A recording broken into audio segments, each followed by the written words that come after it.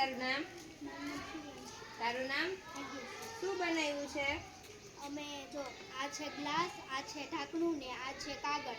અમે અહીંયાથી સળગાવીશું ને તો અહીંયાથી ધુવાડો નીકળશે. શું વાત છે? અહીંયા સળગાવીશ તો ધુવાડા નીચે આવશે. ધુવાડા તો ઉપર ના જાય, આમાં નીચે જશે. બતાવો. સળગાવો.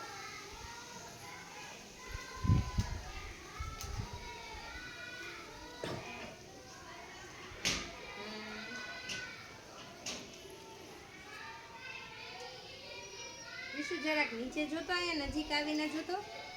ધુવાડા નીચે જાય છે ખરા? જો હા, ખૂબ સરસ, ખૂબ સરસ.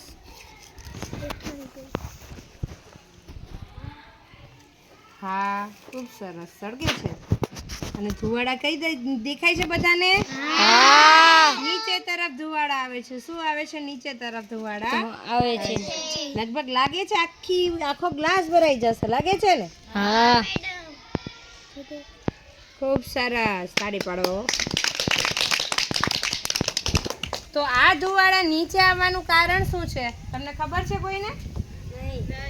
કારણ કે શા માટે નીચે તરફ ધુવાડા આવે છે? કારણ કે આની અંદર જે રહેલો જે આ ગોળ ભાગ છે ને, એમાં ઉપરની બાજુ છે ને શું આવે છે કે આ સળગે એટલે કયો કણ ભેગું થાય? એમાં કાર્બનના કણો હોય. કેના કણો હોય? આ કાર્બનના કણો છે.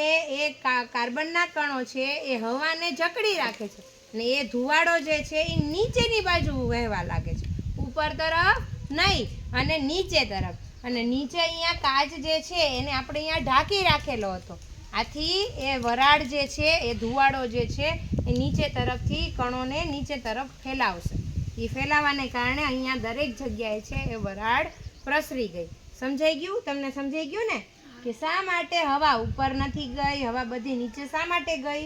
કારણ કે અહીંયા કયા કણો હતા? કાર્બનના કણો. શેના કણો હતા? એને હવાને રોકી રાખી અને એ હવા બધી કઈ બાજુ ગઈ? નીચે તરફ ગઈ. સમજાઈ ગયું? Okay, very good.